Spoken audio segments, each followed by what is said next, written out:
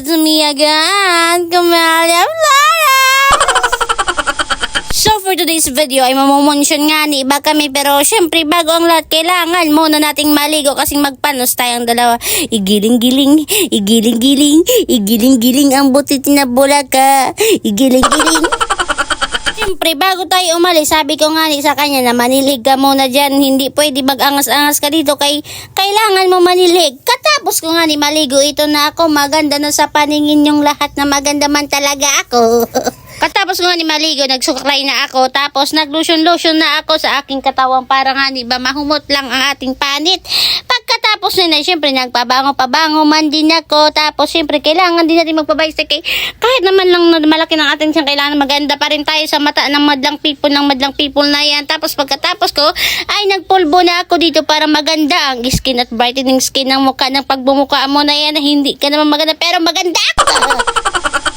Pagkatapos ko nga maglagay ng kolorete sa aking mukha at ito na nga ng aking maasawa at inuutosan ko na siya, pero ang kanyang ginawa ay ayan, nagsayaw-sayaw lang siya, hindi ko siya maintindihan pero patigid ako, nagsayaw-sayaw na din kaya maganito ba, igiling-giling, igiling-giling, igiling-giling ang katawan ng mongoloid, igiling-giling, igiling-giling.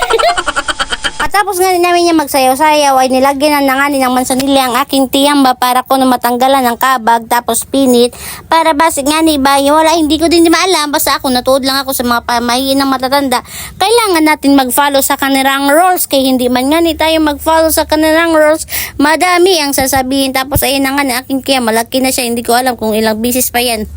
Pero bago ang lahat kailangan makita nito na nag-content pa nga ni kami ng asawa ko, baliw na ito, hindi ko din siya maintindihan bakit ba kami nagsama, hindi ko din siya maintindihan. Feeling ko paglabas din ng bata namin ay talaga mamamana ang kaimusan sa aming dalawa.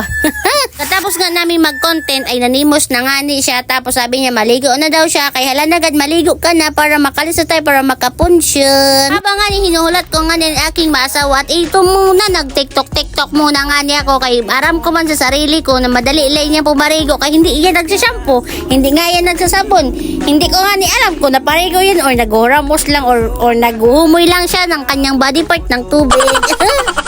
So anong gagawin mo? Halika na! Pumunta na tayong lahat doon para mamonsyon na kay ginugutom man tayong tatlo. At ito na nga ni kasama ko lang aking mabara na kapatid. Tapos nga niya maligo, diba, ng 2 minutes lang. Tapos katapos ko din magsayaw-sayaw ay talaga nga naman papunta na nga ni kami doon sa punsyonan para nga ni mamonsyon kami. Kay kaming tatlo ay ginugutom na nga ni ba. Kaya kailangan na nga ni namin makakaan kasi minsan lang may dito lechon. Hindi ko na nga ni na video ng kanilang handap. Tapos na videohan ko na siya kung kailan matatapos na kami pagkain-kain. Tapos ito naman na taga barangay Pambuan, tapos ay punta dito para lang mamonsyon. Tapos ako ito pinawisan at nag-take out na nga ni ako para man kay nanay, kay naalo nga ni kuno siya doon pumunta. Wag ka nanay mag-alo-alo kay punsyonan ito. So hanggang dato na lang ang aking vlog. Thank you for watching, baby. Bye bye.